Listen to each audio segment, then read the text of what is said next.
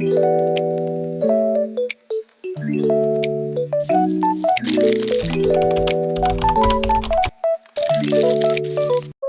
les filles, aujourd'hui on va parler sur le glow up en 27 jours. Tu veux voir comment faire ça? On y va? Jour 1, Vision Board. On va parler du Vision Board. Je vais vous expliquer ce que c'est, comment le créer et pourquoi c'est super utile. Un Vision Board, c'est un tableau où tu mets tes objectifs et tes rêves. Ça peut être des images, des mots ou des citations qui te motivent. Le but, c'est de voir tous les jours ce que tu veux accomplir et de rester motivé pendant ton projet. Tu peux le faire sur une feuille, un cahier, un tableau en ligne ou même sur ton téléphone. Comment créer un Vision Board? Voici les étapes simples pour créer le tien. Choisis ton support, cahier, tableau ou numérique. Décide de tes objectifs. Qu'est-ce que tu veux accomplir pendant ton projet? Trouve des images ou des mots, magazines, photos, citations, ce qui te motive. Organise ton tableau. Mets les images et mots de façon claire et jolie.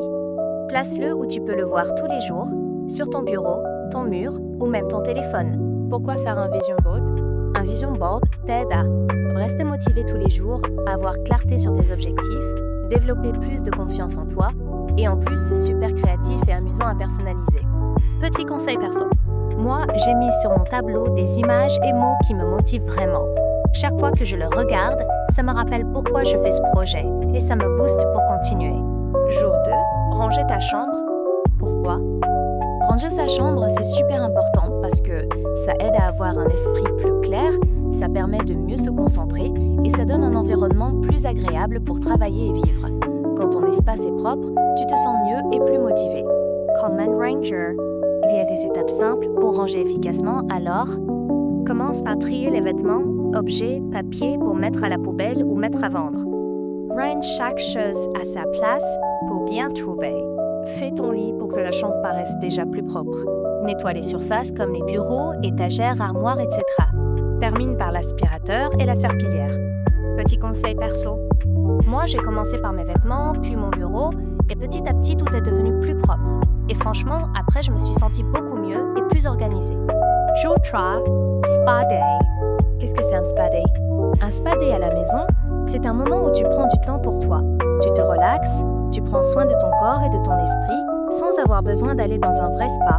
C'est juste toi, un moment calme et du bien-être. Comment faire un Spa Day à la maison? Voici quelques étapes simples pour ton moment. Commence par créer une ambiance relaxante avec une musique douce, lumière tamisée, bougies, un bon odorat. Prends une douche ou un bain chaud. Fais un soin du visage avec des masques, nettoyage, crème, exfoliation. Prends soin de tes cheveux ou de ton corps. Termine par un moment calme. Repos, musique, lecture. Le but, c'est vraiment de se détendre. Pourquoi faire un spa day? Ça permet de réduire le stress, de se sentir mieux dans son corps, prendre du temps pour soi, et ça fait vraiment du bien, surtout après des journées chargées. Petit conseil perso, moi, ça m'a vraiment aidé à me détendre et à me sentir mieux. C'est un moment où j'ai pu me recentrer et me relaxer. Jour 4, alimentation. Qu'est-ce qu'une bonne alimentation? Une bonne alimentation, c'est manger de façon équilibrée pour donner à son corps l'énergie et les nutriments dont il a besoin. Ça ne veut pas dire se priver ou arrêter tous les aliments qu'on aime, mais plutôt essayer d'avoir un bon équilibre. Comment avoir une bonne alimentation? Voici quelques habitudes simples. Boire assez d'eau pendant la journée, manger des fruits et légumes régulièrement, essayer d'avoir des repas équilibrés, éviter de manger trop de sucre ou de fast-food tout le temps, écouter son corps et manger quand on a faim. Petit conseil perso.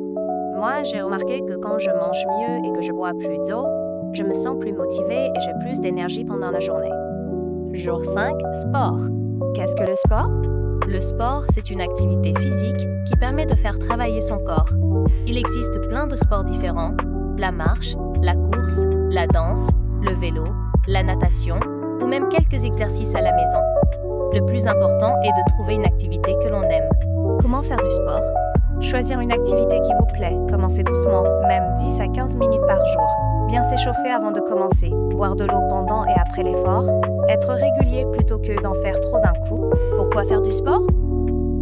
Le sport permet d'avoir plus d'énergie, de réduire le stress, d'améliorer sa santé, de mieux dormir, de gagner en confiance en soi. Petit conseil perso. Personnellement, j'ai compris qu'il n'était pas nécessaire de faire des heures de sport. Le plus important est de bouger régulièrement et de choisir une activité qui nous fait plaisir. Jour 6. Nouvelle coiffure. Qu'est-ce qu'une nouvelle coiffure? Une nouvelle coiffure, ce n'est pas forcément couper ses cheveux. Ça peut être essayer une nouvelle façon de les attacher, tester une coiffure qu'on n'a jamais faite ou simplement prendre plus soin de ses cheveux. Comment changer de coiffure? Voici quelques idées. Chercher de l'inspiration sur Pinterest, TikTok ou Instagram. Choisir une coiffure adaptée à ses cheveux, prendre son temps pour la réaliser, ajouter des accessoires si on aime, se regarder dans le miroir et apprécier le résultat. Pourquoi essayer une nouvelle coiffure? Une nouvelle coiffure peut apporter un changement positif, donner plus de confiance en soi, permettre d'exprimer sa personnalité, rendre une journée un peu plus spéciale. Petit conseil perso, n'ayez pas peur d'essayer quelque chose de nouveau. Même si ce n'est pas parfait du premier coup, l'important est de s'amuser et de se sentir bien. Jour 7. Trier ses playlists. Qu'est-ce que trier ses playlists? Trier ses playlists, c'est organiser sa musique pour retrouver plus facilement les chansons qu'on aime. Au fil du temps, on ajoute beaucoup de musique et certaines ne nous plaisent plus autant qu'avant. Comment trier ses playlists? Voici quelques étapes simples.